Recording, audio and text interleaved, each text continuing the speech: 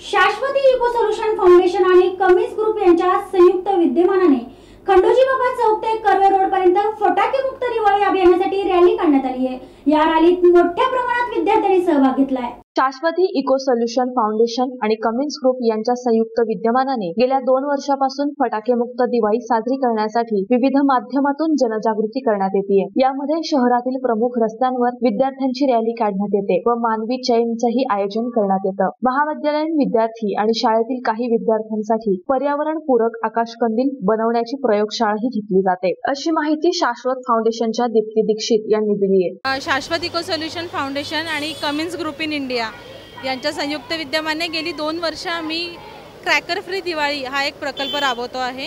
यामध्ये आपण शहरातल्या वेगवेगळ्या रस्त्यांवर विद्यार्थ्यांची रॅली काढतो, त्यानंतर काही ह्युमन चेन्स आपण घेत असतो।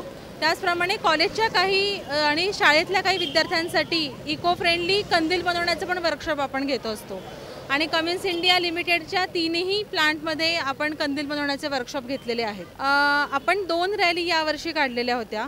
पहिली रॅली होती फर्ग्युसन कॉलेज रोडला, तिथं मॉडर्न कॉलेजचे एक 50 विद्यार्थी होते आणि लीलावती कॉलेजचे एक साधारण 80-90 विद्यार्थी होते आणि कमिन्स टीमचे काही एम्प्लॉई त्यांच्या CSR ॲक्टिव्हिटीजमध्ये पार्टिसिपेट झाले होते। असे एकूण 150 ते 200 विद्यार्थ्यांची ही रॅली आपण फर्ग्युसन कॉलेज रोडला काढली होती आणि आज ही कर्वे रोडवरची रॅली आहे।